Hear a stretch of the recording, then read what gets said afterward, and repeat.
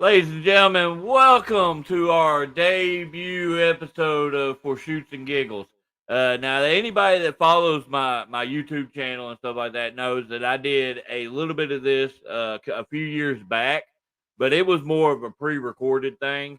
So what we want to do now is I want to do these live, so that way you get the raw answers, you get raw deal on stuff like this. So I thought, what better way to start than Arkansas's resident psychopath, the deadliest player in the game, and I know that from personal experience. He's probably the reason why I'm missing some teeth. Uh, ladies and gentlemen, here is Deadly Dale. What's up, Dale? What's up? I'm trying to stab you with scissors. What's up, David? Oh, Lord have mercy. What's going on, man? You see it, man. Thanks for having me on the first live edition of the special dummy units. Shoots and giggles. I My love how bad. we talked about before we got on here. We're Yeah. like, yeah, we're gonna try to watch the language and stuff. I was like, man, this is Dale I'm talking I about. done Just we slipped gonna up. go. Done slipped. Not I a have big deal at all, man. Not a big. keep my And that's what the Tourette's whole under deal control. is with. And the whole deal is this is all wrestling term. This is a shoot. This is all real life. This is not in character or whatever you want to call it. We want to talk about the actual you to go along with the wrestling side of you. So to get started, man, how long you been doing this wrestling thing? Well, I'd say I might be off a year or so, around 23 years. Yeah. Oh wow. Wow, okay. Yeah, a long Uh time. who who who who actually trained you? Well, a few folks. I got in there with first started off in like Walnut Ridge, Arkansas Armory. There was a guy named Rick Gibson running shows, and he was, I guess you would call him the main trainer, but he didn't get in there much. He just kind of had his guys train us, and his guys he already had on the roster, and then got thrown in there a little before I should have, and worked there. Oh God, I don't know, 6 months to a year maybe, and then Reggie Montgomery started up a promotion in Dixie, Arkansas. If you've ever heard of that place, this little old building called the Dixie Dance Hall. But I trained with Reggie and his tag partner at the time, Max Mayhem, and that's when I really like hit the drills hard and like got a lot polished up through Reggie. Yeah, but that's it. I haven't done no seminars, or they didn't really have that back then, or if they did, I wasn't aware of them or anything like that. But that's about the Well, gist and of my that was training. that, and that was back, like really before, the internet boom where you could find the Oh yeah. information to find these guys that were doing seminars and stuff like that. So yeah, it was a little difficult to find things along those lines. But I'm actually surprised though. Your dad didn't really have a part in that. Well, the actual training, no. I would work with them and stuff, and when I was green. But the deal with my dad, okay, he was trained by Craig Stone's dad, right? Oh my gosh, dude, I feel like an ass for Stone is what my dad always called him. God, Dwayne. and Dwayne. God, yes. Yeah. I know I'm just having a brain flatulence right now. But Dwayne Yeah. Stone and Ronnie McPherson, and I was like a Okay. baby, you know. My dad was like, I was like 19 or something when I was born, so I don't remember any of that. And he worked, I don't know how many years, but I don't really recall. And honestly, I don't know why he got out of the business, but he got out whenever I was young. And when I got out of high school and started back, his itch kind of came back. He seen me getting back. So Okay.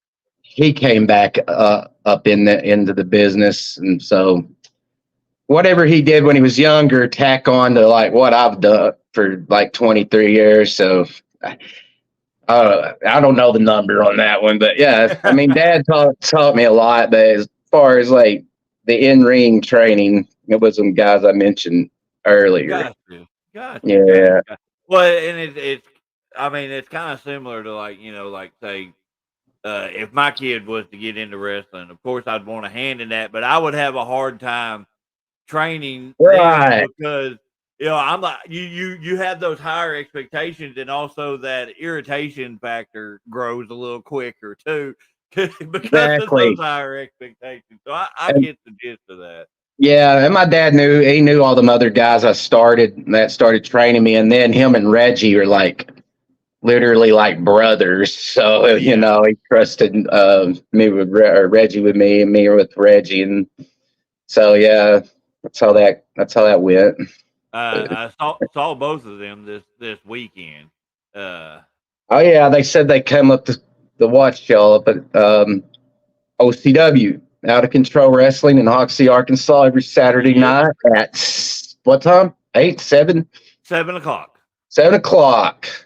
Now, I wasn't going to do that because I know y'all got a pretty good show this Saturday. The benefit for your dad, who is the enforcer, Jim Chitty. Yes, So I know sir. y'all got that going on. Y'all got some good stuff planned out for it. I saw the flyers on a lot of the guys y'all got there. Yeah, man. I want to say I really appreciate all of the guys that are working that show, and Craig and Ricky for putting it on. My dad didn't, he didn't ask for none of that. That was all on them. This is ASWF MACW, the merger. That's a mouthful Yeah. to say MACW ASWF, but the joint promotion, in Tuckerman, That's why. That's Arkansas. why I just. That's why I just say Tuckerman half the time. Because Yeah, that way a lot of everybody people knows say, what it is. yeah, Real that's quick, the home base. James Grant uh, gonna Oh come yeah, work a show that's for the Jamie J. Jamie J, man. He's Jamie J. I know Jamie J. We used to go work years ago, man. He just sent me a message earlier, like, and I was like, I'm getting ready to do this podcast. He's trying to get my number. I got to get back with him. He's like talking about opening up another show, so I get some details on Oh, that. okay, Yeah, okay. I've Jamie, heard the name. I don't know him mm, personally, but I've heard the name. yeah, before your time. He did some And that good stuff, man. He's a good guy, man. He was a good looking guy. Like he was built, he could work. He had some WWE tryouts a couple times, and he just had some unfortunate accidents. Like he would like broke his leg like right before a tryout. This is back in the early 2000s or something like that, oh mid wow. early 2000s. But I hadn't talked to him in a minute. But he's a good guy, man. James Okay. Grant. You're fat now, eh? Well, it And I happens, got brother. I got Yes, special special hello there to Mark McGee. Those that Mark. follow this podcast or this whole network and all knows he is one of the most dedicated followers we have. And we'll put like if you're friends with him on Facebook, your stuff's gonna get promoted because that dude will put everything out there. A good dude right there. Nice. But all Appreciate right, it. And so even my network, it's yours. So I oh still yeah, appreciate that. definitely. All right, so talking about the old times and stuff like that. Uh, can you? I know a lot. You've been doing this a long time, but Yeah. do you? A lot of guys can. Do you remember your first match? Yeah. Well, I count kind of two different ones. Okay. Um, like I said, started in Walnut Ridge. Our home base was the Armory, right? Okay. Um, I was playing softball back then. I was like, I started training when I was 18, and then I had a bird. Basically, you can say got in business when I was like 19 before I got in the ring, but I was training at 18. But anyway, I was doing a softball tournament. We were like in the finals, and the guy I was talking about, Grizzly Gibson, he needed some guys, so they called me up or get a hold of me somehow. I didn't have a cell phone. I don't even know how they got a hold of me, but he's having a softball tournament in Walnut Ridge, and the show was in Walnut Ridge. Yeah, and at that point, I was just coming to the shows, putting up chairs. And this is, mind you, me and Idle Bane, aka Nine Finger Philly, we came in together. He actually he started a little bit before me. Yeah, I can't. Yeah, that guy. Am I doing it? Yeah, yeah. It's the pinky. It's the It's the pinky. pinky. If it's the right pinky, but he's left-handed, so he got lucky. But yeah, that's that guy for stabbing me in the back. But anyway, yeah, he started before me, and then we went to high school together. I'm rambling off, but I'll get to the point. No, you're I was a fine, year, man. I was a year up, a year older than him in school, and we kind of chit chatted through. Um, we didn't really hang out or nothing, but we both liked wrestling, and he turned me onto the dirt sheets. Like, we had email like at school. I was like the only computer I had, and he was like kind of a computer nerd on all that stuff. And I was like, wow, that's when you get an email and you're getting all the dirt sheet stuff. But anyway, yeah. So we did all the pay your dues stuff, setting the rings up, Yeah. sweeping, put the chairs up, staying afterwards, cleaning, blah, blah. Well, anyway, I got contacted somehow, and we're in the finals of the game, and I was a pretty good ball player, even as a kid there. But they're like, we need you, and we need you up here. I'm like, oh my God, really? Like in a match? I'm like, I'm there. And then my teammates are like, man, we need you, though. You can't just leave us like that. I'm like, I have to. Sorry. It was a battle royal. And I don't know why they needed me so bad for a battle royal, but whatever. And I remember, I don't know who eliminated me, but I remember getting thrown over the top and smacking my dome on that wooden floor like hard, man. I think probably my first I've done wrestling that before. concussion, not counting football, but it was one of them where you see stars and the vision goes, and I'm like, oh, that looked good. That I guess you can count that as my first match, but my first actual like singles match, and I cannot remember the name of this town to save my life. But this, I'm pretty sure, was when Aaron Poston had taken over and the ASWF was actually born for the first time. It's been around a while. Like, oh, Yeah. but the match was, God, I think it was Rector, Arkansas.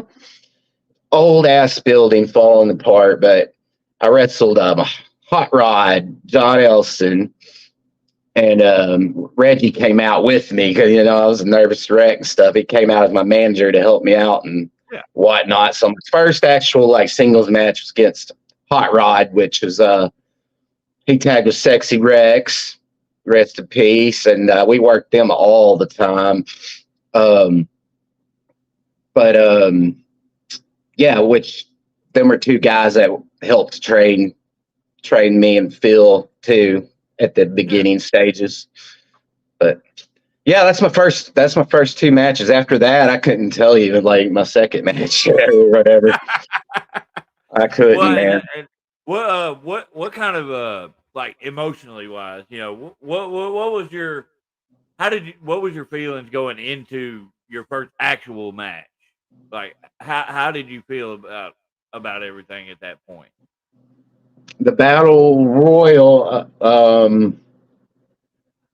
dude, I don't even think surely I was nervous, but I think I was like more stoked than anything, man, because I'd been like playing softball like all day in the summer. I was probably nasty. I don't even know what I wore. So I don't even know if I had gear. I surely changed out of my softball stuff, but it's hard to remember. I think I was nervous, but at the same time confident, which is a total paradox, I know, but maybe You're too you're, too you're a walking cocky a little paradox. bit. Yeah, I am. I say that a lot. I am a walking paradox. But yeah, I was had the nerves, but I was like I had to be checked a few times. I wasn't like a smart ass or nothing, but I I don't know. Most people that been around for a minute would call me cocky on in the when I got out there, but really I wasn't. I was just trying to. I don't know, man. I was just trying to get into it. I guess, man. I had a Well, weird. it's that young guy. It's that young guy arrogance that we all Yeah, go yeah. through. I needed to slow down a whole lot, and then not do certain crap. I'd be running around like a maniac, man. I was so weird because my influences were everywhere. Like my my favorite wrestler of all time, you probably know this. I've said it before, is Scott Hall. So, I wanted to be Scott Hall, but at the same time, I was like a grunge kid in real life. I'll come out of that era. So, I kind of looked like, and I got in the ICP, and then so I was like a psycho. We were actually called the psychopaths. I mean, Phil at tagging. Oh, okay. We wore like, I was in great shape and I wrestled in a t-shirt. I don't know why. I guess my confidence on that part wasn't like it is now. Now I can't wrestle in a damn shirt, and I don't care what my body's looking like. But, um, so had to have the Got the dad cockiness. bod. Yeah. Dad bod, baby. I'd have the cockiness of like Scott Hall, but like I would be like crazy in a psycho way and kind of a raven look all in one. And actually, here's some. I'm dude. I'm kind of a little tweaking on the Monster strawberry dream. Recommend it highly. It's delicious and full of energy. But my first gimmick, my first name before me and Philip started tagging was Black Sunshine. Hi, that's my girlfriend. Thank you. I'm so hot. But anyway, Black Sunshine, because it was a name of a White Zombie song, Black Sunshine, and I was like, oh man, this is a cool song. I'll use this song, and couldn't figure out a name. I was like, I'll be Black Sunshine. I would get black makeup and like smear it on my eyes, and I'm aging myself big time here, dude. We brought our music on cassette tape, bro. Yes, yes. And Oh then, my lord. dude, I brought it. And when me and Philip started tagging, as a psychopath would come out the ICP's chicken hunting, and the way I edited that, I had it I don't know, like a dual tape deck, and I had it was actually a CD player with a tape deck on it, and I would play it, and when it cussed, I'd hit the pause button real quick and then unpause it. So I made it my own edited version of that song so we could use it. But Wow. yeah, bro, technology has. Wow. I mean, I'm like aging It's myself, grown but it immensely moves so since that time. fast too, man. We hit that singularity, man, with the internet. Like I was like in the cusp of all that, man. I kind of got. If I would have been like a Me little too. bit Me too. older or younger, if I was older, I could have thrived in the the badass. If I'd have been bigger, badass '80s hardcore kayfabed out wrestling, or if I'd been like a '90s or 2000s kid, I would have had internet to make more connections with. So I didn't hit my prime of making show. I traveled, and I was a 40 miler, but maybe a little bit more than that because I do Tennessee, Mississippi. It was just people you knew, but the connections you can make now with social media is just crazy. I'd always Yeah. say the Yeah. internet was like the best thing and the worst thing to happen to pro wrestling at the same time. Another Yeah. paradox for you. Yeah. Yeah. Very much so. Us, we're right at the same age. So trust me, Yeah, I understand all of that. I mean, I did get into wrestling a lot later than you 'cause I yeah. started later in life. But trust me, like when it comes to that, I completely understand the changes over the years. It's like, man, think about what could have been Mhm. then, but what can be now. You Yeah, know. man. Yeah, you're David Dallas Page, baby. You're like DDP. You're the I Arkansas DDP. I am the I've been told man. that Thank you. Go I've ahead. been Sorry. told that a multitude of times. So, but I figured you so had. all right. So you talked about like big name wise, Scott Hall being one of your biggest influences and all. Who in the local scene that you have been around coming up? Who has been your biggest influence in wrestling? When I was young, uh,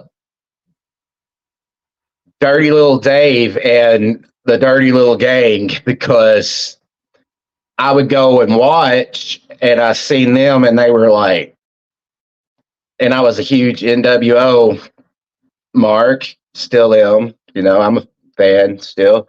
And to me, that's kind of like they were so good and stuff, and it's like these guys are kind of like the NWO. They had their own shirts. Not very many people even had their own shirts. Yeah. DLG, and it said Dirty Little Gang. He still has them classic shirts, Oh but yeah.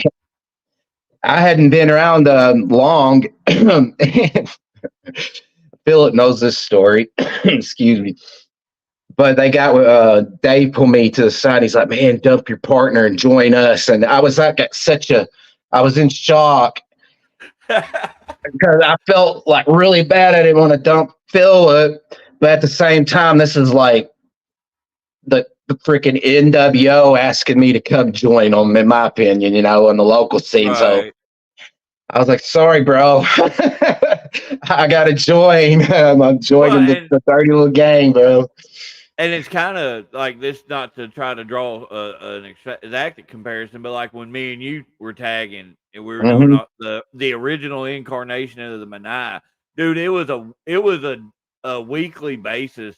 Somebody was going to the book or whatnot. Hey man, uh, anyway, I might can join with them and stuff like that. 'Cause, it's the thing when you come up with something that connects with people that Yeah. gets the crowd, people want to be a part of that. Oh And Dirty yeah. Little Gang has been that aspect. Even now, when Dave Mhm. shows up, people pay attention.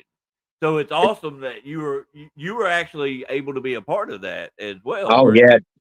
definitely, man. When I was in it, let's see who I was in it. There's a guy named Big Pun. You might not know him. He was badass. He's a big old dude.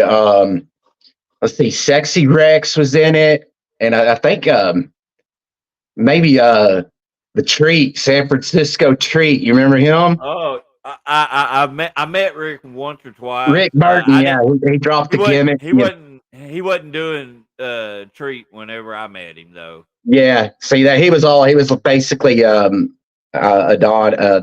Adrian Adonis basically gimmick. Whenever Yeah. I met him, he did Yeah. that for years. You Oh know, he was yeah. good at it too. He's good at it.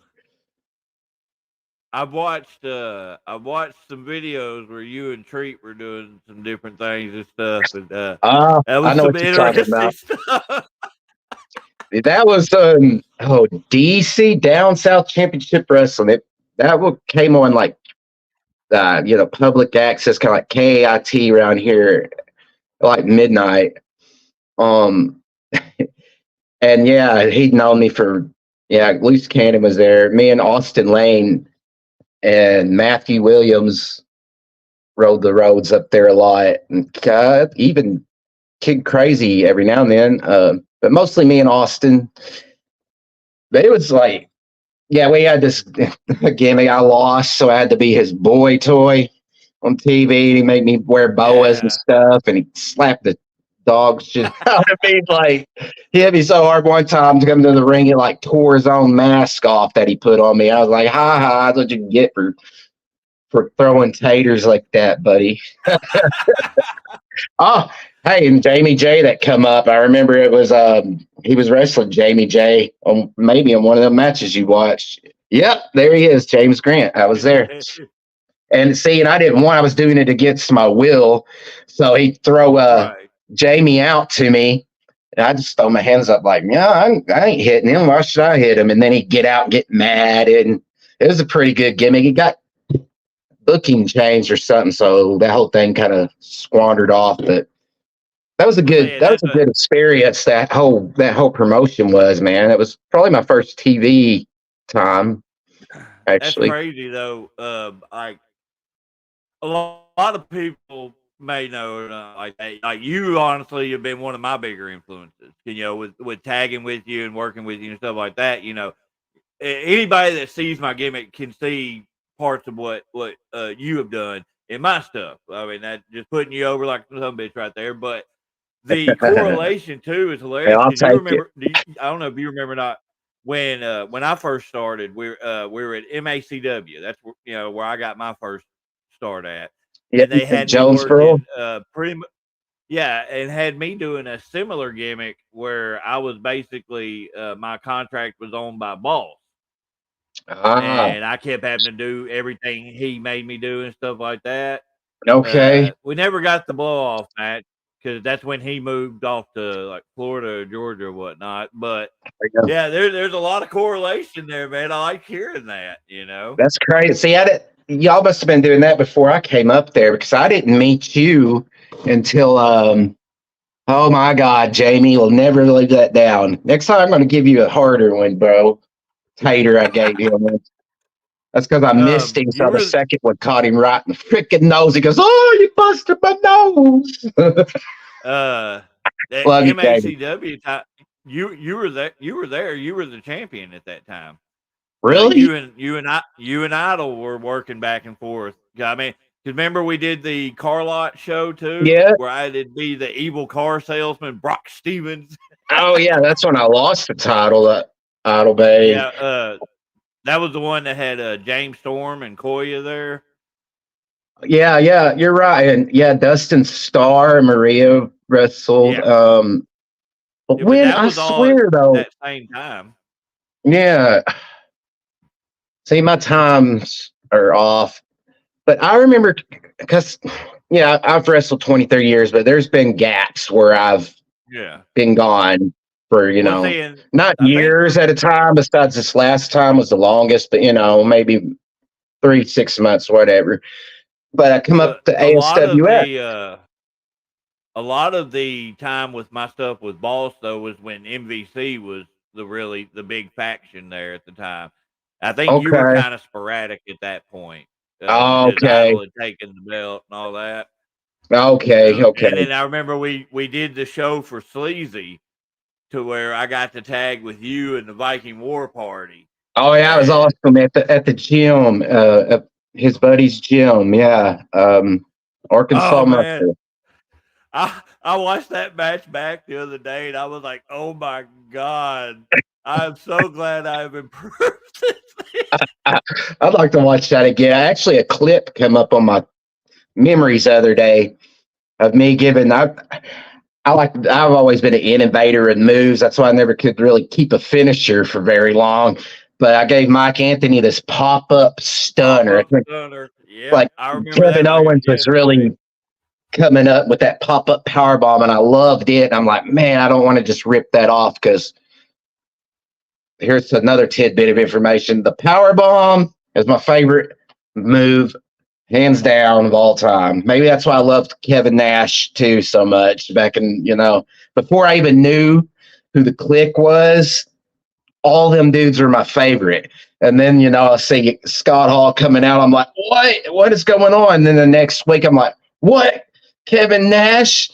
They are taking my favorites, but Oh, got I on a remember subject those there. days. The NWO. My favorite little deal about the NWO when they brought in the Giant.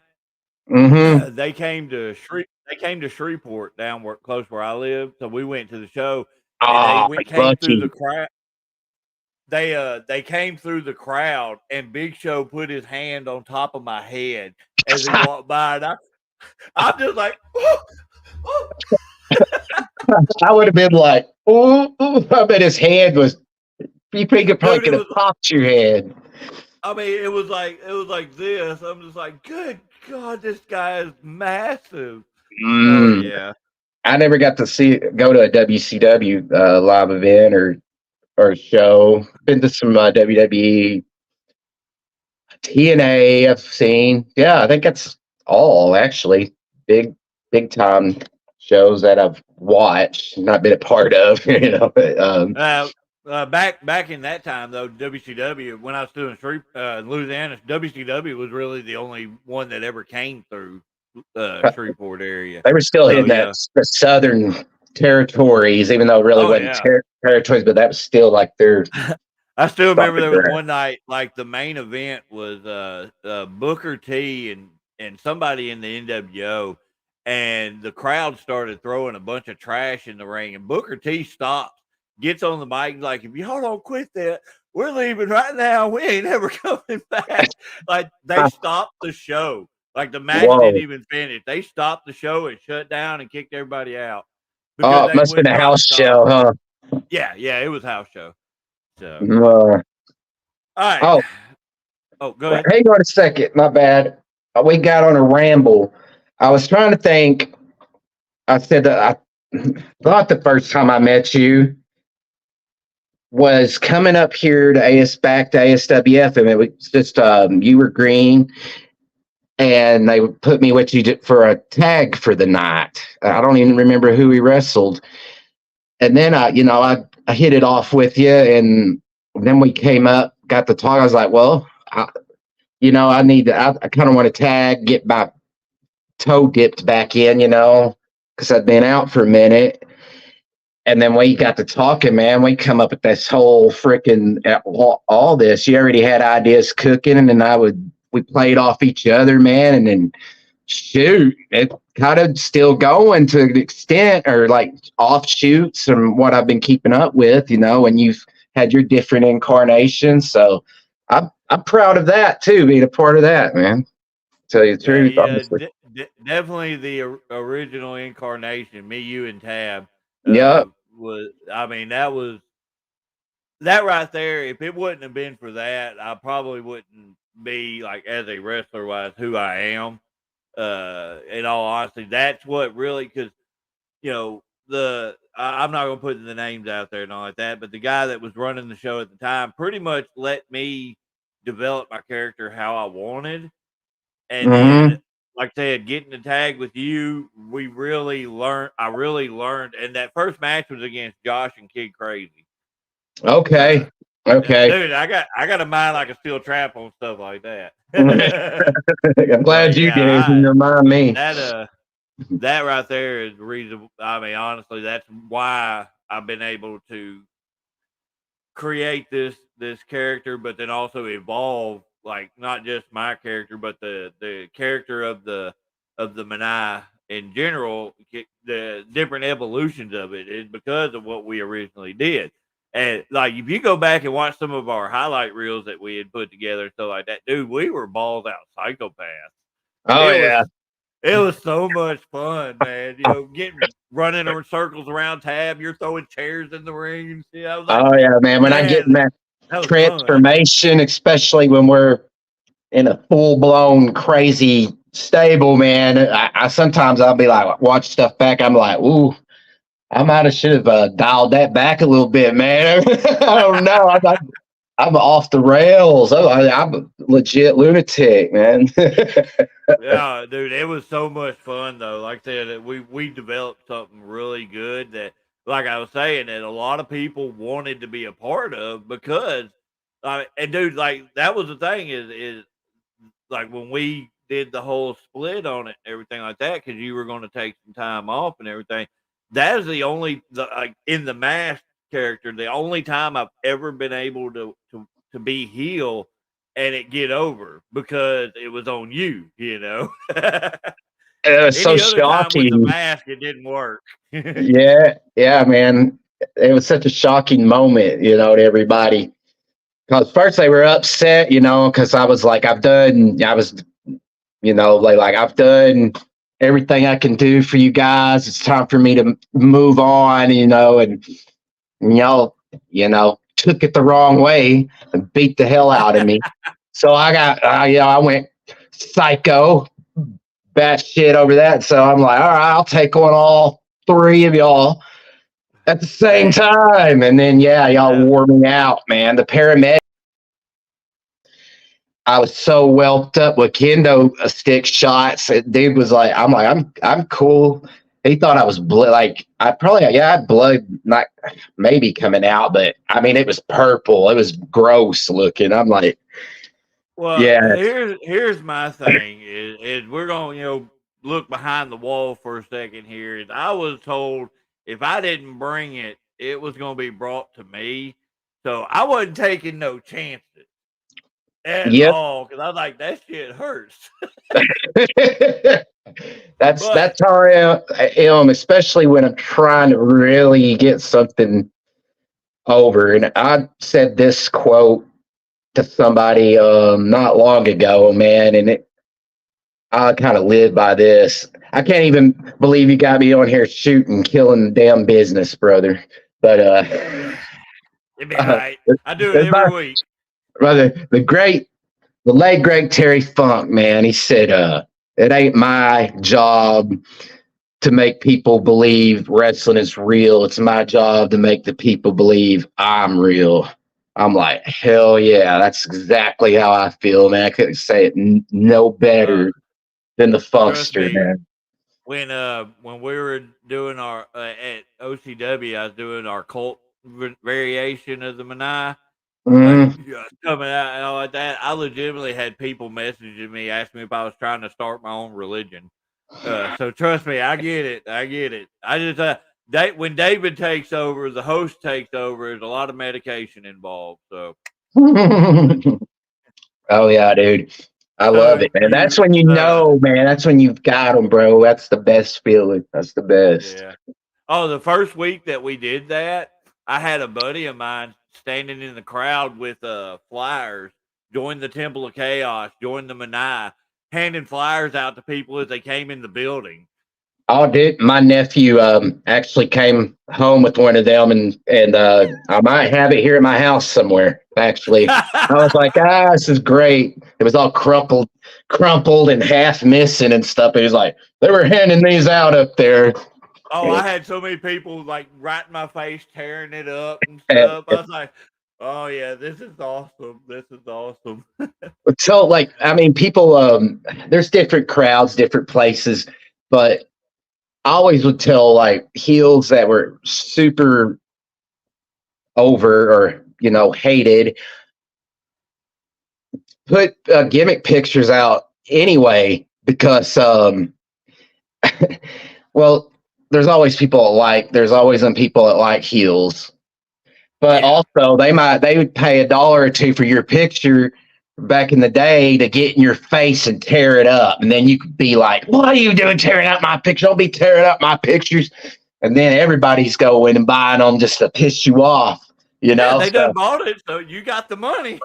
yeah, man. So, because you're always kind of at a little disadvantage. Like a baby face sit out there and sell their stuff, make some money. If you're hated, legitimately hated by, not so smart fans. They ain't like, I ain't gonna buy his T-shirt, but they might buy your picture just to rip it up your face. So I love the people that'll own like some. oh no, hope that ain't me. You froze. Oh no, it says we're live, Dave. I think you froze. My clock's still ticking. Oh, it's going so well too. I can't read anybody's comments, or I would try to fill time up. Um, Let me think of a story to tell why David has technical difficulties. Let's see. I'll tell you what. I'll plug. If this is even working. We was talking about my dad, a benefit show.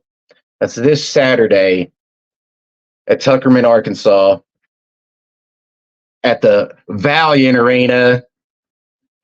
I know somebody. It's called the Main Event Bradley Complex now,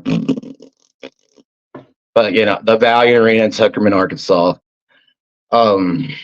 I don't like putting this out there, but people know you back. All right, cool. I was just trying to put in a quick plug while you had technical difficulties. My internet went just ape shit all of a sudden. Yeah, I noticed you froze up, and I was like, "No, someone's doing so good." No, I was trying to. I was plugging my dad's show, man. Saturday, 7:30. I'm the kind of person that I don't like to talk, like put it out there, because I'm a weirdo, like energy person. Like, 'cause, I mean, it's already out there. Most people know my dad has cancer. All right, the enforcer, Jim Chitty. Cause I don't like putting stuff out there like that, because then everybody's like, "Oh no," and then he's gonna die. He's so sick, and then I'm like, "Oh no, quit thinking that. That energy's gonna manifest stuff." Think positive, like his treatments are working. Which, good news, he's at his third or fourth session of chemo right now. He gets to go like 3 days in a row, like in Little Rock, but it's doing a good job on the results that he got when he went. But yeah, I wanted to plug that and thank Craig, for putting the show on, and Rockin' Ricky, which is fighting the cancer battle too, and Yeah. everybody that's on the show, all the workers, the concession stand workers, the ticket taker, the music person, everybody involved that's putting their time in. I truly appreciate it. I know my dad does too. He gets on Facebook, but he's not, he's not a big poster. He might like or comment here and there, but Yeah. it means a lot to him. It means a lot to me too. And I hope to see a lot of people out there.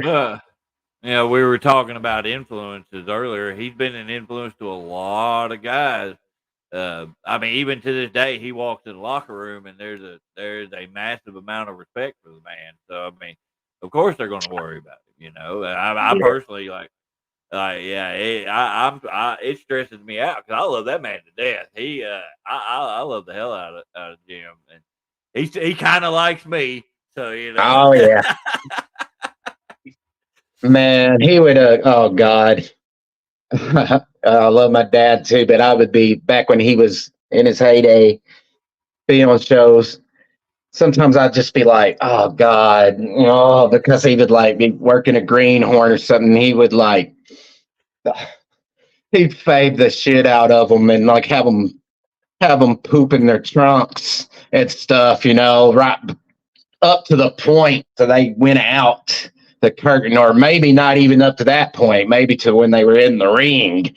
Yeah, and like Yeah. you said, him being an influence, I've had a lot of people tell me that and how he toughened them up because he admits he was a tight worker. That's how he was trained by Stone and McPherson, and yeah, he lay a good wrestling term here, lay that shit in there. He definitely would do that. I got one chance I got to work with him.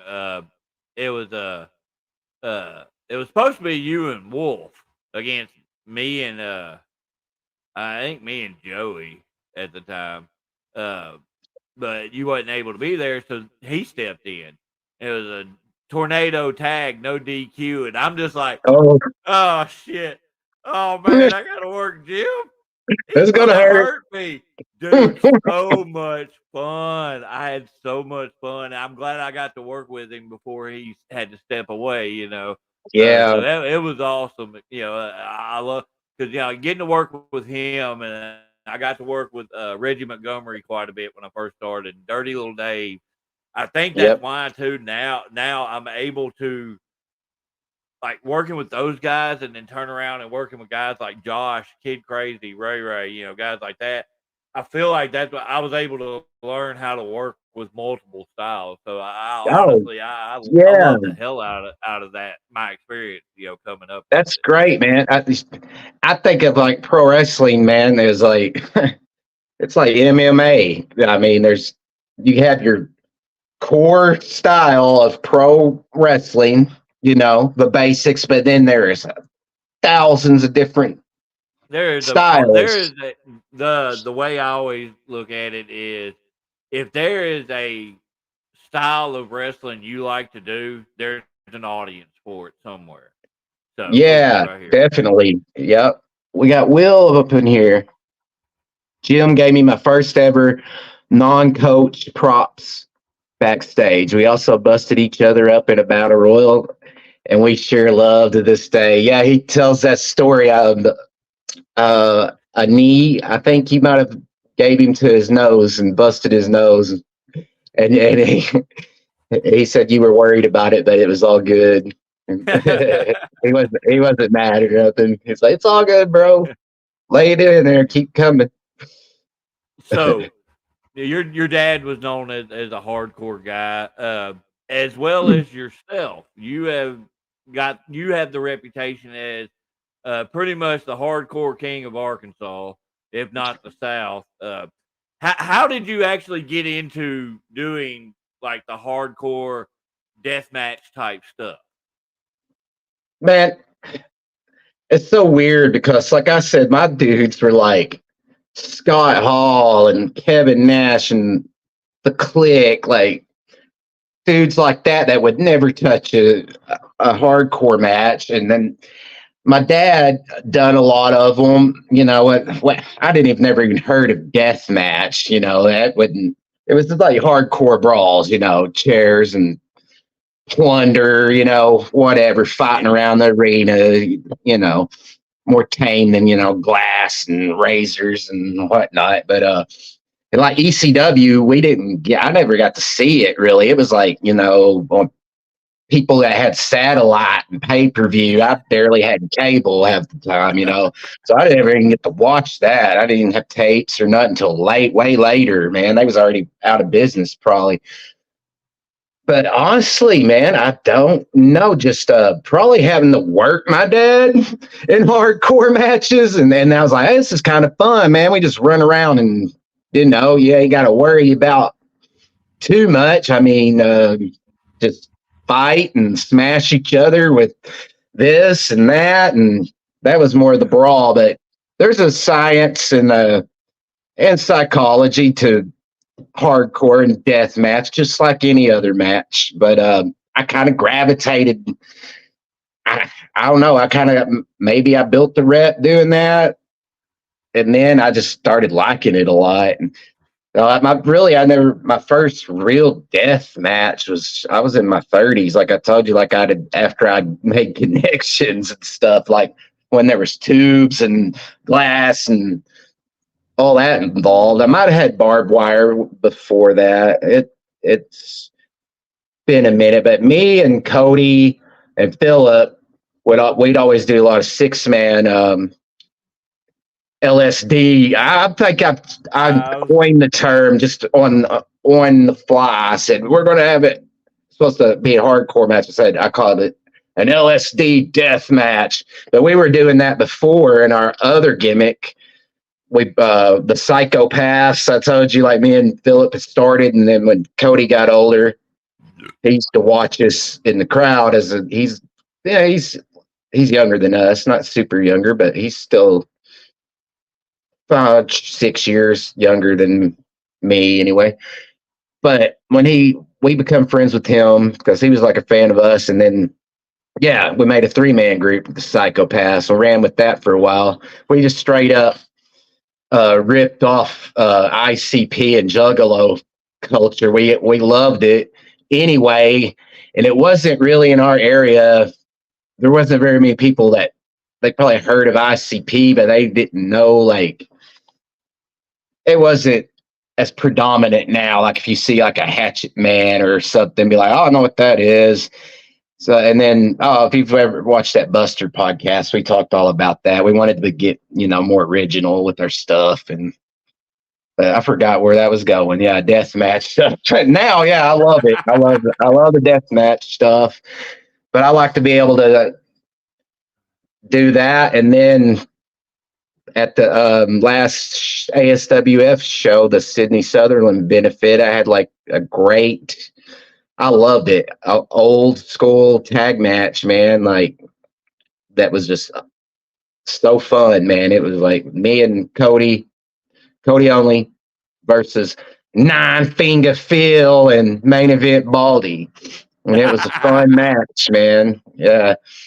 It was really fun. I know one of my first, like when I was first coming around, and I wanted to learn a lot about the guys I was being around, stuff like that. And Josh had sent me a bunch of stuff from like you and a few others. One of the things he sent me was Juggalo Championship Wrestling, your match with Necro Butcher.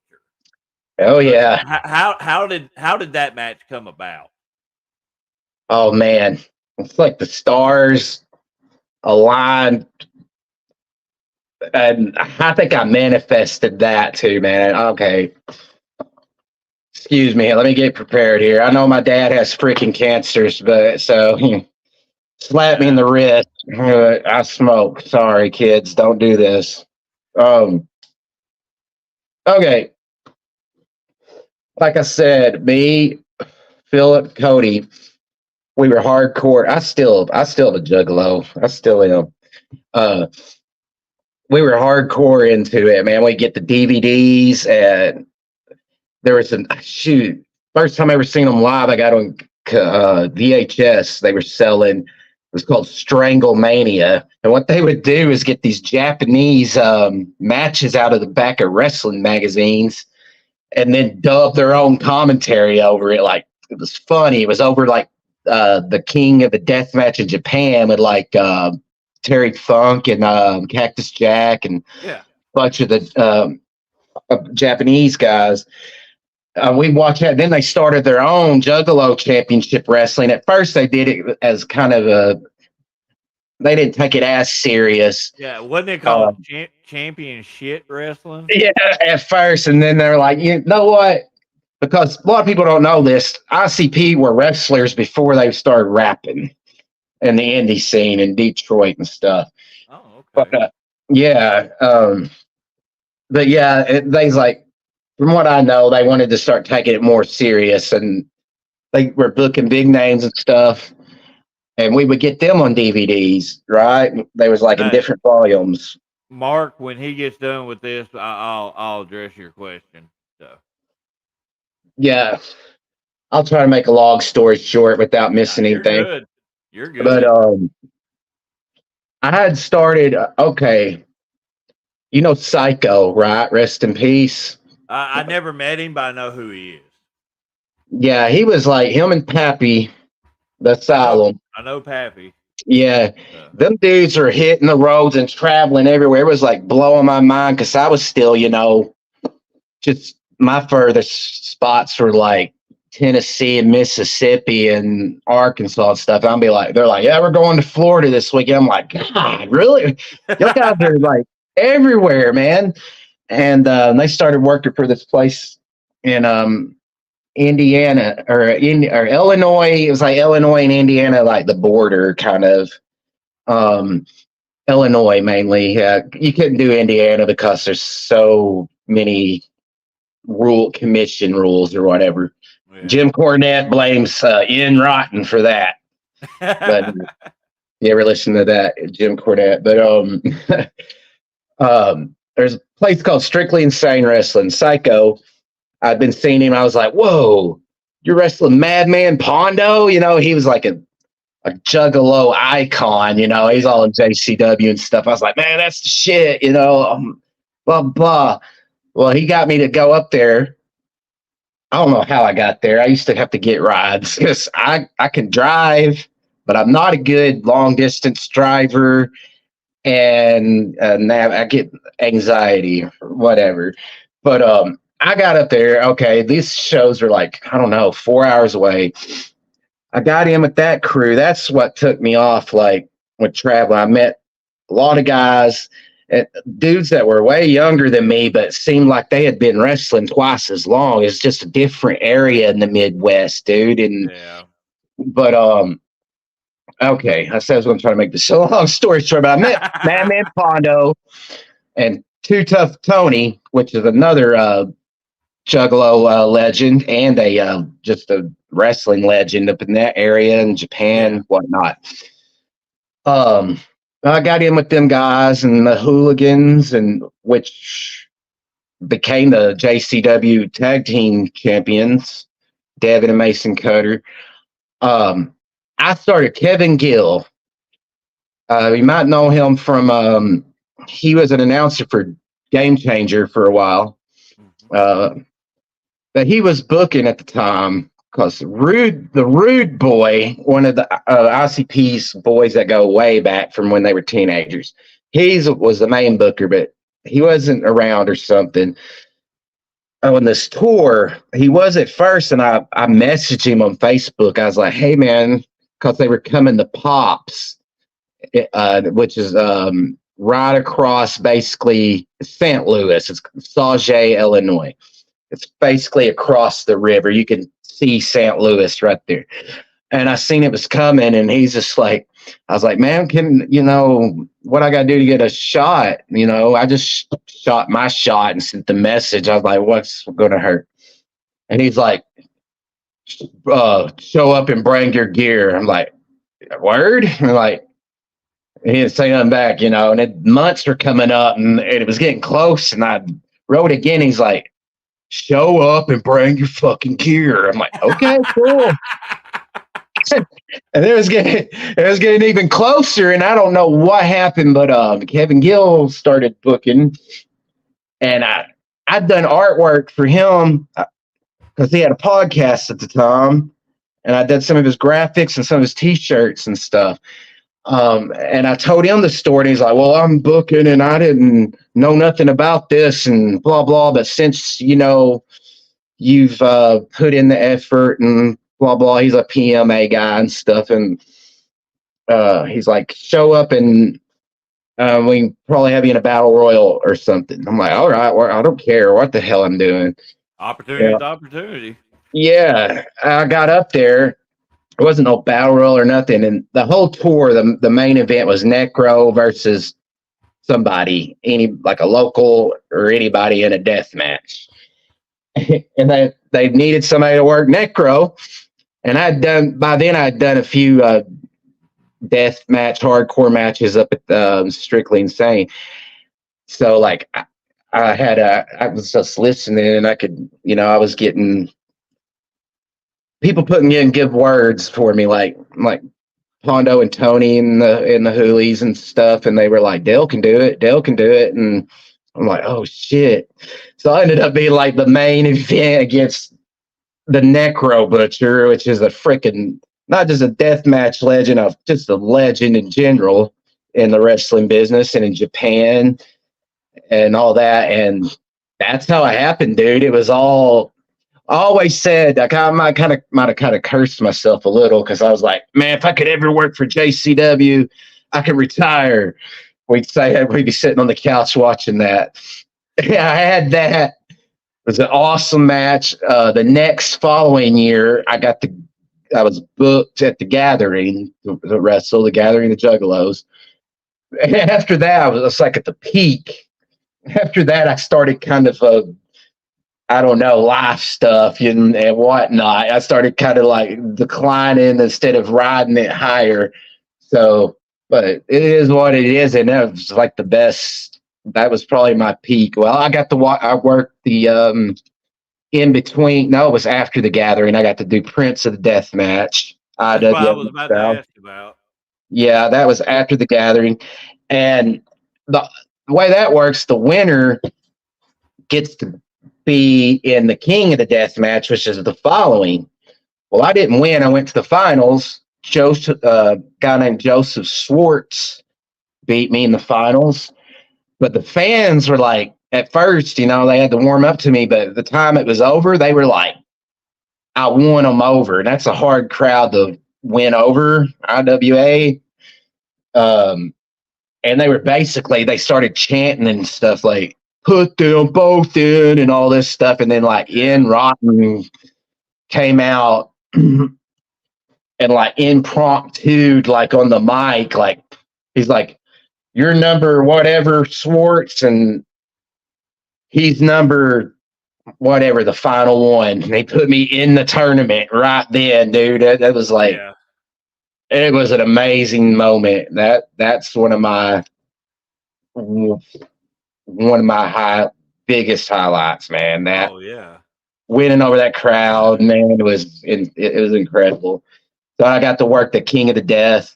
I went out in the first round there. These were the Yeah. hard hitters, man. It was like 4-way. They were all 4-ways at first, and but at least I got tapped out by the dude who won it, John Wayne Murdoch. The dude. Well, that's all. That's a bucket list thing for most people, is to get to do something like that, and you can say you lived that, Yeah, I'm very grateful for it. And it was just it's all like I ain't gonna say it fell in my lap, but it was just this unreal feeling that this stuff was like I was like, man. And it just makes Right. not that we ain't real wrestlers, but when you're accomplishing crazy stuff like that, man, you're feeling like, man, I made it, man.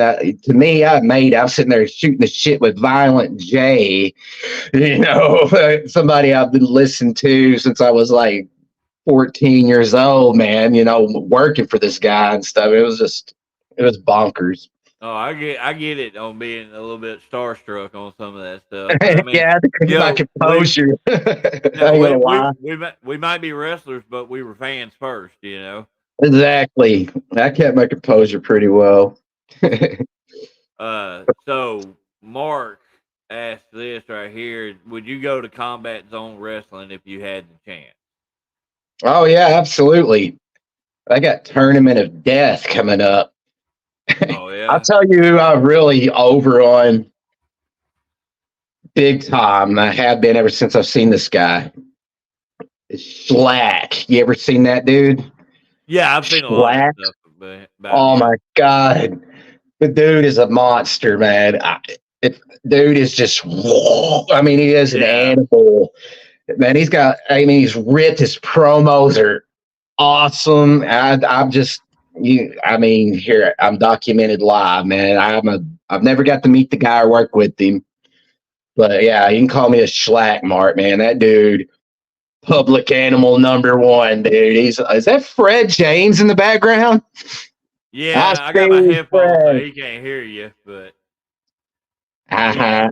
Fred sneaks in on these sometimes, even though I tell him I'm recording. He's a cryptid himself. Yeah, he is a cryptid. So Look at He's trying to but sneak out. You ain't no Bigfoot. You ain't that sneaky. I got my headphones, so he can't hear you at all. But He'll probably go back and rewatch it. right. Yeah, because if he tries to watch it while I'm on here, it screws up my internet. Because we do not have very good internet where I'm at. That's why I got cut off earlier. Yeah. Oh, dude, I feel you. I've been there. I'm So surprised I haven't had any interruptions. right.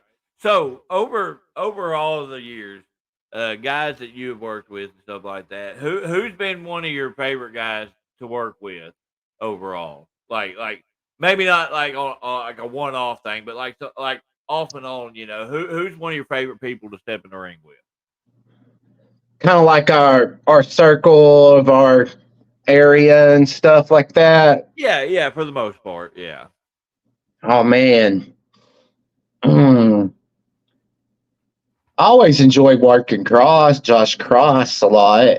He was always fun. Never complained, easy. He's always like, whatever, let's do Kick, this. He kick was the shit out fun. of you. Yeah, he was always fun. Um, oh man, there's so many.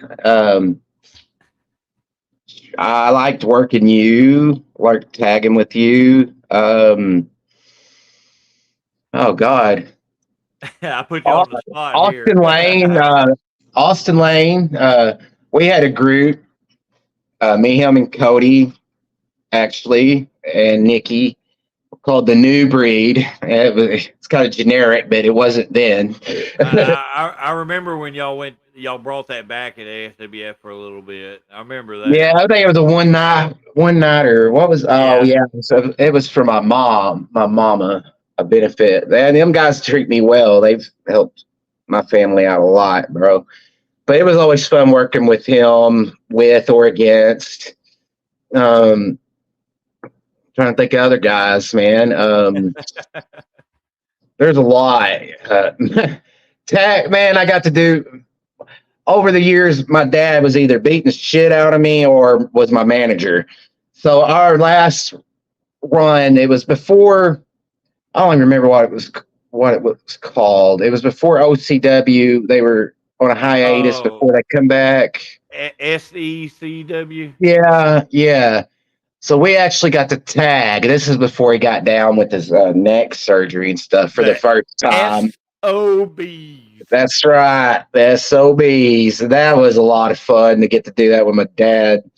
That's cool. Um, oh yeah, I loved working the Mercury brothers. They, Brad and Briars, Yeah, we did a Skin lot. Horn, the We Stinker Horns.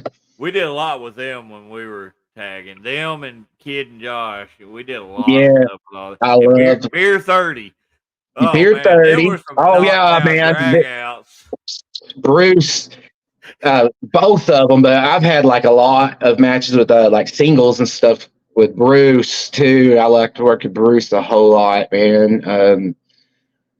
Huh, I don't know, man. If I'm leaving people out. I'm sure. I've always been like really like I never really cared who I was working. I mean, to the extent I could work with anybody. To tell you the truth, Well, not like, to sound cocky, but I well, tried to pride myself to adjust to people's styles. You know what I mean? and that again, that's a lot of the influence that you put off on me. Mhm. But and that's what like kind of like Bruce always said. Like me and him talk a lot and everything. We're tagging now and all. But Bruce's thing was always, I'm a fan of pretty much anybody that I share a locker room with, and I can see that from you as well. Because I know you enjoy seeing everybody do good, and you want to make sure Yeah, everybody had good time with it. yeah, man. I can tell you this: my favorite matches are ones where you ain't got to do. You don't say anything, and you just go and wrestle. Just In the ring, do it in the ring. You're killing me. I'm trying to like that. I'm still old school. I don't No, want you're to. good. You're good. Where you just go out and you can just work each other and go with the flow and go off the crowd Yeah. and have a good match. You know what I mean? Right.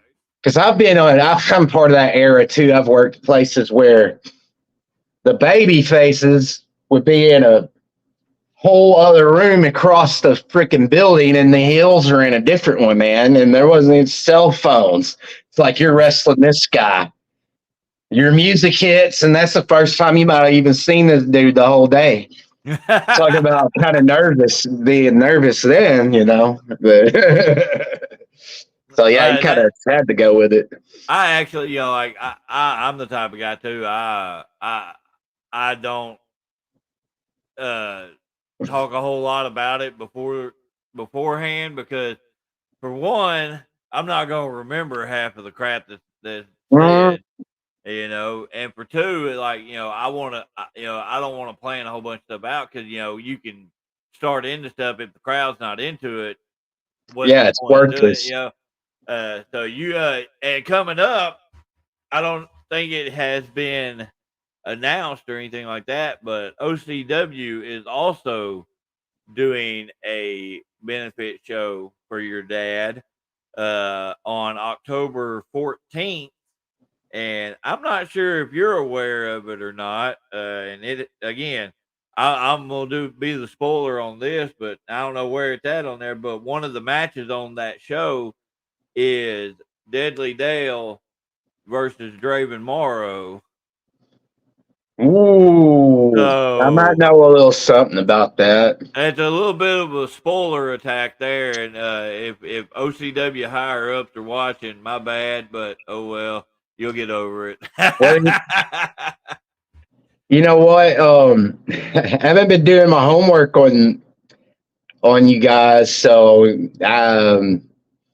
this Draven Morrow guy, I don't know much about him. I know he used to be Cataclysm, and he's got like some multiple personalities going, and he hangs out with Bruce McGowan, who's like a shifts into a werewolf or something now, and something about monsters, and yeah, it doesn't matter to me, man. Good, bad, evil, supernatural. I'll fight him. I'll fight anybody. It should be a hard hitting affair. Uh, Yeah, a lot of fun. Yeah, I'd heard the rumblings about OCW doing that too, and my many blessings and thank you and gratitude well, for and again, that goes to the y'all point guys. to the influence your dad has over this entire area. I mean that's I don't know a single person that has an ill word to say about it personally. Uh, and I love it too when he comes to the shows. He comes to the locker room. He talks to everybody in there. He he's quick to tell you what you did right, but he's quicker to tell you what you did wrong. And Yeah. I've always loved that about him. So And if he likes you a lot, he gets along with everybody. But he's the one or you're the one, or if he likes you a lot, that he's gonna mess with the most. oh yeah, trust me, I get it. I get it. But He might walk uh past you, and you might be missing half your beard or something, and you're like, hey, you know, that's why I'm glad back when I did get to work with him, so I was still wearing the mask and all. I didn't have this. no, Otherwise, I know that would have been a major tool for him because I've had it used against me quite a bit. But the worst one ever was I was at a bar show and I was working Excalibur, and he tried to tie this to the top rope, and legitimately I'm like, dude, I can't go nowhere. He goes, good. Well, I know what Dad would have done. He would have been like, I want to cut that beard. Let me cut that beard off. I'm gonna get some scissors, and when we get out there, I'm gonna beat you down. I'm gonna cut that beard off. See, I always wanted to cut off Cody's ponytail back in oh the day. yeah. I want to cut that ponytail off. he didn't get to do it. Cody cut it off before he could. So before this recent run on like that, you had taken some time off for a little while, and I watched the video of that outside show, your first match back in a while, and the reaction of your daughter was just absolutely amazing. Like, dude, dude, it choked me up, man. I love to see that, man. What? Okay, first off, what made you want to step back in, and what were your emotions and how were you feeling about with that moment? Well, oh God, the years kept going by and by. I'd be like, I'm just taking a break, and then I'm like, dang, it's been a year. Dang, it's been two. God, it's three. And I'm like, I ain't getting any younger. And, I've had the same Facebook since I've started Facebook. You can't, I mean, you could unplug, but it's not easy. It's always in my face, wrestling, and I still followed it. And the kids, I say the kids, like my daughter, my sister's, my nephew, my sister's son, and Cody's son. I claim him as my nephew too. Shoot, they hadn't seen me wrestle since me and Dad were like at the SOBs. Yeah. And in 3 years, that's it don't seem like a long time, but here we go.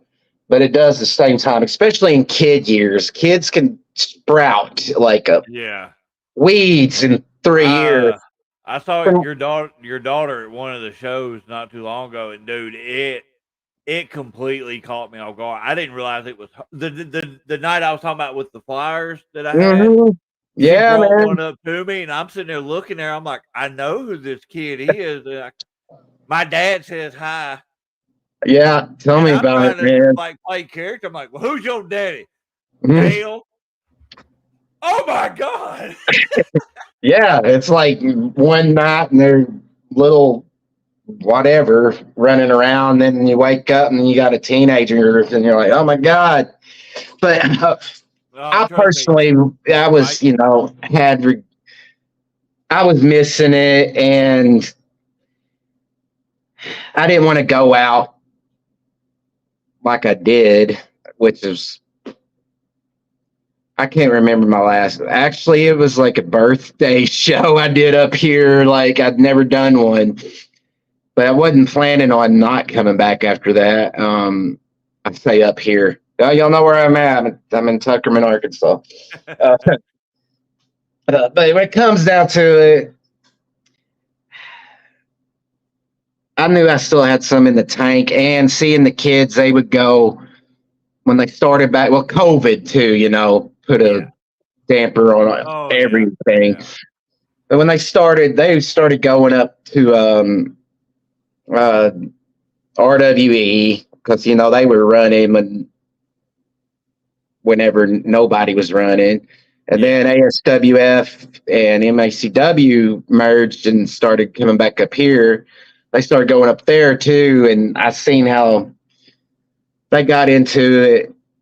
They were really getting into it, and then it was getting to the point where the boys would look at my YouTube matches, and then my daughter would start, I want you to wrestle. I want you to wrestle. I'll be like, I don't know. I might one of these days. So how did it even come together? I finally overthought it or thought on it hard like I do everything else.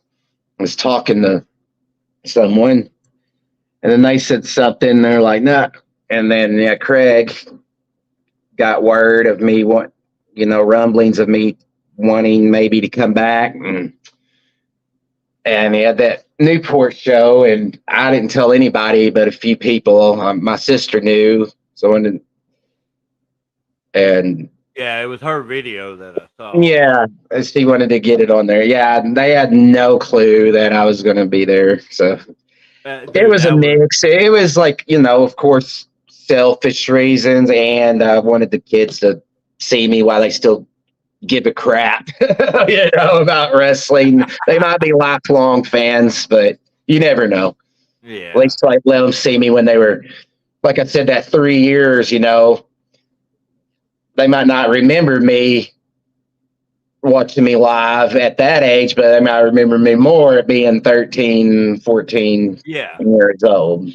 Oh, dude, and like I said, I absolutely loved that moment though. Like I said, when the music hit, you just see her eyes like, what is this? And you popped around that corner and got over to her, dude. She just pouring down. I was like, damn, man, right there, to me, that right there makes it worth it. Yeah, That real it emotion. shocked me really. I knew she'd be surprised, but I didn't know she would have been so emotional about it, man. Right. Yeah.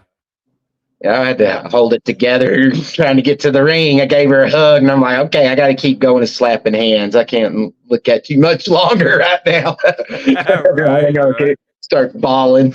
I don't want to start bawling right before my match. See, that's the point where you be like, all right, I need to start wearing a mask, just so Yeah, he can't see that. with the blacks, you know. Oh Lord. So, in general, concept wise, like that, like right now, a feasible thing. What would be your dream match to have right now? Like out of anybody like that's actually working today, that feasibly in general could happen. Type dream match. Because I already know if it went anybody, it'd be Scott Hall. So we already know that. Oh But yeah. like I said, feasibly though. Hmm. Oh. Monsters versus LSD. Oh, that's the werewolf. To get hold of my partner. I only got one now. The other one's a back. What I call him the other day on accident. At that last match I was telling you about, I call him a. Oh God, a no good stab backer. I was like, "You're a no good stab backer." I just rolled with it. I meant to say backstabber, but yeah. Oh Lord. Feasibly. Mm, I don't even know what's feasible really right now. I really consider myself kind of a part timer. Actually, I work one since I came back. Have kind of just been on a part time schedule. Like I've at least once a month, sometimes Yeah. twice. Shoot, I'm jealous. Feasible if I could get up and work for Memphis. Shoot, man, I'd like to work Tommy Dreamer. I just seen Bradley work Tommy Dreamer for the second Yeah. time, and that would be awesome. So maybe Yeah. that's something that feasible. I think maybe maybe that's probably the most feasible for being the closest. If I could get like booked over on the East Coast or something, I'd like to, like I said earlier, face Schlack in a death match Ooh. or the Necro Butcher rematch. Um, because he's made a huge comeback. He was like about died of cancer, and like now it was a crazy the transformation Oh after yeah. he I beat it. thought I thought he had retired. So I He didn't realize did. he. He had cancer, and the dude, man. Oh, I have him on Facebook, his personal Facebook. There was a picture of him that was just like, oh my god, he was in a wheelchair and he looked like he weighed 90 pounds, and now he's killing it. XPW in Japan again, and Oh, the okay. dude is huge, man. I mean, he's not like a shredded specimen. He's just a big man. But like when I wrestled him, I didn't realize how big he was. Like I put him in a figure four in a death match, but it made sense. But I didn't think I could get my legs locked. That's how big he's got. Tree trunk legs. But on that side of things, yeah, that would be some cool, maybe feasible matches. around here, any of the guys up in our area, uh, I'm kind of just happy to be in the ring I'm glad to hear that. I'm nowadays. glad to hear that, man. I Yeah. really am. Uh, what's one of your favorite road stories? Like, yeah, I've heard some pretty wild ones. Uh, Yeah, there's a bunch. Oh, shoot. Oh God. Let me just think off the top of my head. Most of them I don't remember. Oh man, then sometimes I'm like, did I do this or did I just imagine this? Seems like I was throwing 40-ounce bottles at semi tires going down the freeway full of my urine. oh Uh, my god. um, oh God, dude. Dude. Yeah, I was wild. I was wild on the road, actually. And yeah, All for multiple right, reasons. I was having fun, but yeah, I just. man. We don't have to get into that if you don't want to. That I think that's a visual enough for a lot of people. Yeah, man, that was yeah, that was a good one, I think. Nothing So, outlandishly crazy, I don't think. I tried to stay in the vehicle most much as possible from point A to B, unless I had to go pee somewhere if there wasn't a bottle available. uh, so, so, uh, we're getting close to an hour and a half. We'll probably start wrapping this up here shortly. But I got a couple more things I was curious about. Um, if you were to retire, like here soon or something like that, and you were able to plan out who you were going to be in the ring with, who would your retirement match be again? Oh man. Oh, it'd be a young guy. Um, Somebody that's still going to be around for a minute. Uh,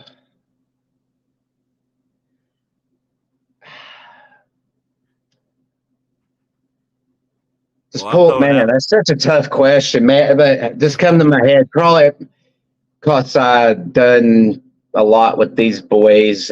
I would, and unfortunately, Breyer can't wrestle anymore. But just, I mean, like probably Bradley. He's the youngest guy that's still doing things that I know of. I mean, Mike Anthony's still hitting it hard. He's not as young, but he's younger than me. I don't think he's retired anytime soon. Um, I can't name you. Hell, you're older as me. Um, You called me old. I've Actually, never I actually am. thought out a retirement match and stuff like that. I've always kind of been, if it something where I could make it to make to actually maybe somebody else besides them guys. I'd want to do it to someone that maybe ain't even wrestling yet or is just starting to help. To help Not to sound elevate that arrogant, to person. help make them. You know what I mean, or help push them to the next level. Have something like an awesome program that made them that helped their career and helped them out. Yeah, You know what I'm saying? that right. I was listening off them guys like Brad and Briar and Mike and guys like that because the young guys ain't the young guys anymore that I know. A lot of young guys I was gone them years, them 3 years. There's dudes I don't know, man. I'm getting to know, but Yeah. my young That right guys are there. done. My young guys ain't so young anymore. But That yeah, right there, it'd be though. somebody. It'd be something that where I could help elevate somebody. You know what I mean? That right there just proves how unselfish you are, man. I love hearing that. I really do because I've talked to different people, just like not even like recording, but just talking around and stuff, and just throw that out there. They always throw out somebody that has meaning behind it, of course, but it's somebody personal for them. But that right there just proves though that you're not doing this stuff for yourself. You're doing this for the betterment of the business, and I love hearing that. I really love hearing Thanks, man. that. That's how. I mean, that's just how I think it should be. If you're, it ain't gonna hurt you none, and you gotta have people to carry on, or there wouldn't be no wrestling business for anybody to enjoy. Right. Well, coming off of that, then there are like we're at OCW where I'm at. We have a lot of young guys there, and there's a Yeah. lot of shows around that have a lot of young guys in the business. So, what advice would you give these guys that are just now starting out? What advice would you impart on them? Number one, don't run your mouth publicly on social media. That just is a bad look, and That could be for anybody. yeah, anybody. But that's just a bad Yeah. look, and When doesn't need somebody to be discussed publicly. Well, when somebody says something really important, I always do this thing. He's shooting. He's shooting. Anyway, go ahead. Yeah, don't make an ass out of yourself online. Work hard, focus. Listen to guys, even if it's somebody that might be just because he's been in the business 20 years, don't mean you're going to come across guys, and I'm not just saying this area, this is in general, they might be in the business 20 years and still don't know shit. Kind of have to swallow your pride a little bit. If they're trying to tell you something, be like, okay, yeah, sure, yeah, and then take it with a grain of salt if you know it's wrong. But of course, all the older dudes are going to be like, shut your mouth and listen. And there's truth to that.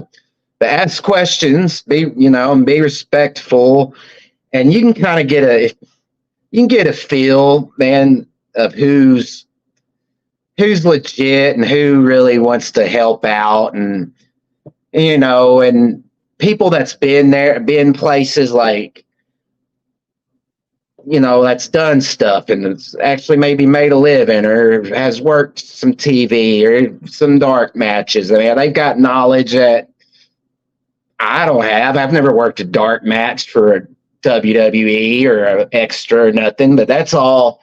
Anything like that, knowledge wise, man, soak it all up like a sponge. There's tons of matches, anything you want's on YouTube.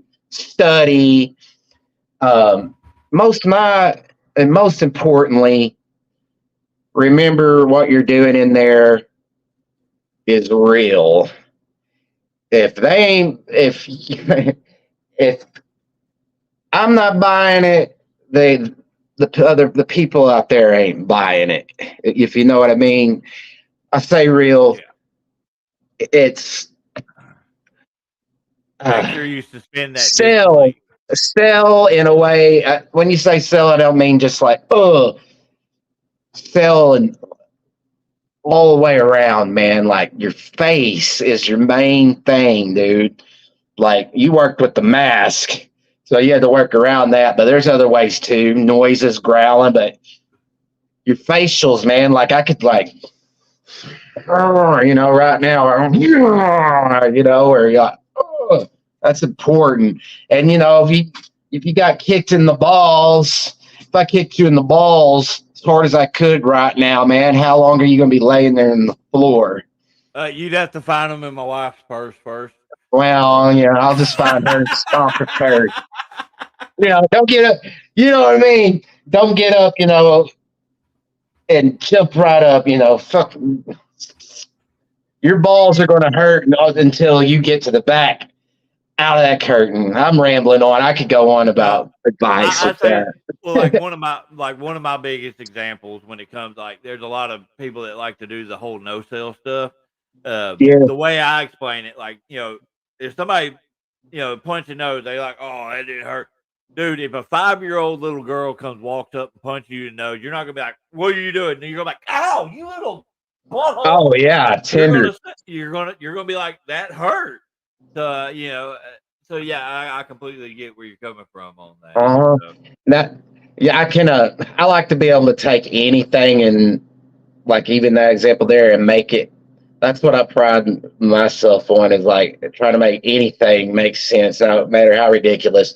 But like the train shots thing, but like hitting the nose, yeah, that's different. But you're like trying to see who's tougher. Boom. All right, give me one. Boom, boom. And eventually somebody's gonna get the better of the other one. Yeah. You know, but yeah, getting hit in the nose sucks. Yeah, 5-year-old kid, like you said, hit you in the Well, nose, and you're going to but I be like, mean, yeah, that's what I'm saying. That's the example that I usually mhm. try to throw out there because If you can't there's a lot. tell, I've been hitting mine a few times in wrestling. I've got Not me at all. scars and crooked, and I'm getting a Triple H nose kind of. Oh, that's right. Oh Lord. Well, we've been over a little bit, hour and a half. I honestly, man, I've thoroughly enjoyed this. Uh, Me those of too. you, those of you watching that stayed with us the whole time, I appreciate you. You don't realize how much we Yeah. do. I know on something like this, I'll get a lot of the rewatches on YouTube and stuff. That's usually what happens quite a bit. But if you do, make sure subscribe to our Facebook stuff, or I've got multiple YouTube channels we're working off of. Subscribe to everything. Follow us, man. We're going to try to do more content like this. So get you. My whole thing was something along this line is like similar to like I know on the SDU network page I do this thing. It's a weekly thing called the Wrestler Spotlight where Mm. it just throws out information about different wrestlers. They volunteer the info, so if you want to be on it, send me the info. I Uh, shared that today actually for you. I saw Yeah. that. I saw that. You know. But here's the thing: is this right here free promotion? Yes, It's that's free something else. He promotion. was asking about advice for younger guys.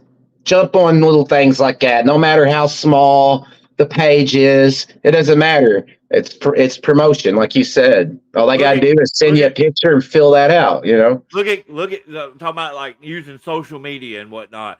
Look at Mhm. guys like K Toomer. K Yes. Toomer is constantly putting out content, constantly and look at the opportunities he's gotten because of stuff like that. You cannot go wrong with like social media may have, like you said earlier, may have hurt the business, but It could it has helped the business tremendously. tremendously. I There's a got another lot of great example. Not sorry to cut you off. But no, yeah, you're good. Tumor's doing it, but Warhorse. You know Oh yeah, Warhorse? Parnell. Oh my God! Everything he's on has tens of thousands. He literally just from being active and putting DIY on his stuff.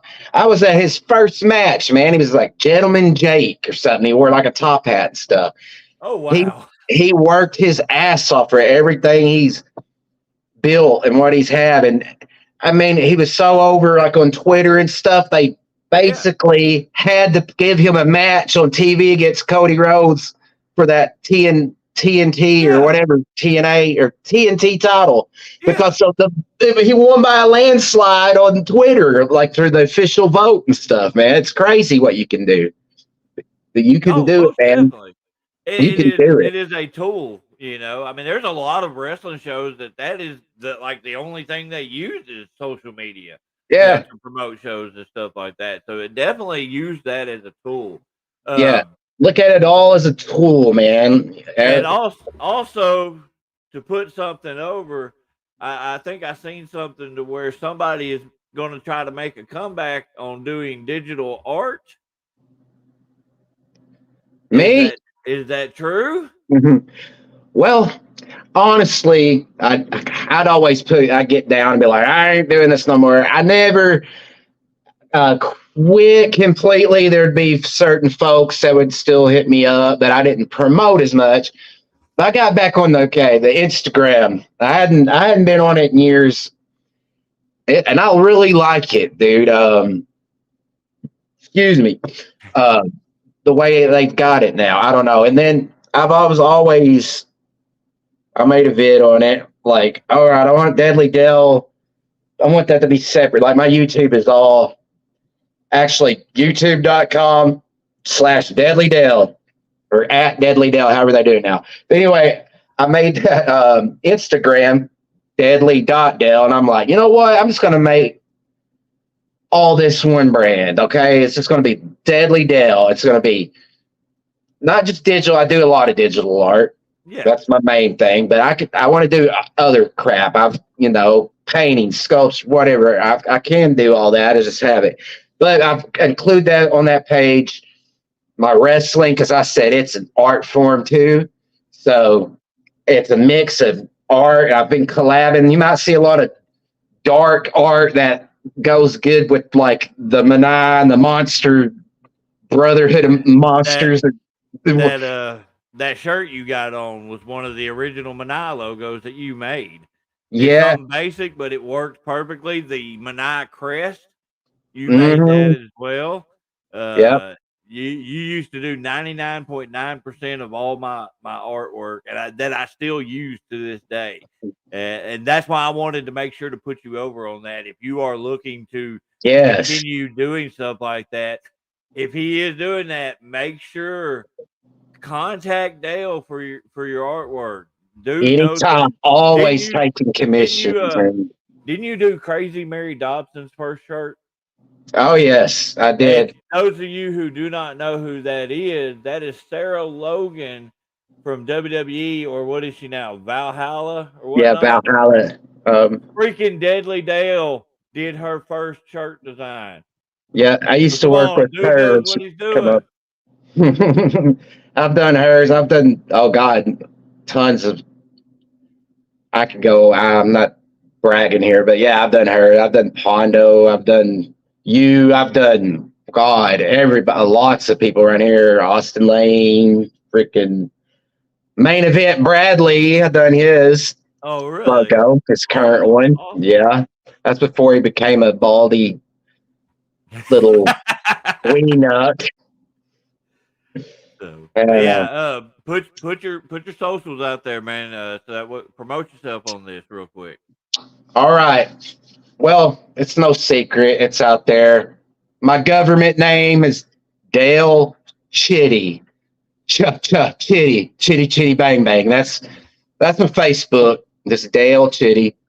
Chitty. Like and subscribe to YouTube, man. I've been putting up current matches. I like to chop up The shorts and the reels YouTube are short, yeah. big now.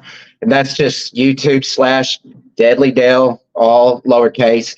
And the Instagram is all lower Deadly.Dale. That's my three main things I mess with, man. And Anything. if you're friends with me, you can go to my page and find all this stuff because I follow Mhm. everything this man does. And So if you want to do an old school email about artwork, I got two that are real simple to remember. Dale Chitty at Gmail and Deadly Dale at Live. That's the Microsoft email. oh wow. Yeah, I made it. It was an old one, but yeah. But Right. yeah, dude, anybody wants artwork, I can do t-shirts. Shoot, I can make fine art if you want me, if you commission me to. Most definitely. Most You know, definitely. that's what I want to do, man. That's what I want to do is just be an artist.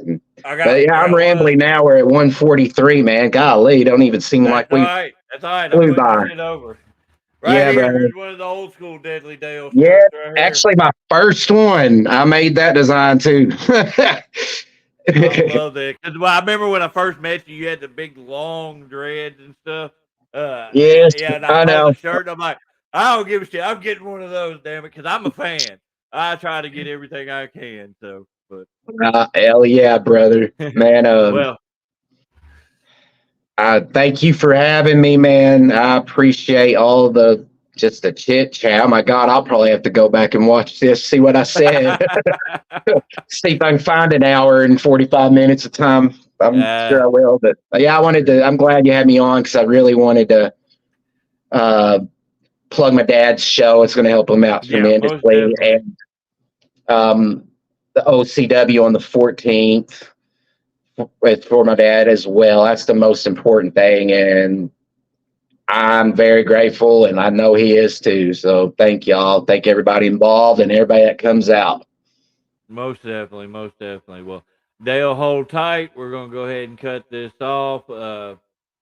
But again, everybody that watched, thank you. If you enjoyed this and you want to see more people on here, let me know, and I'll continue doing this. It's a little bit different from my normal SDU stuff. Similar to what Bruce does on every other Tuesday with his wrestling with ADHD. Which Dale, I think you and Bruce could have some good conversations on that.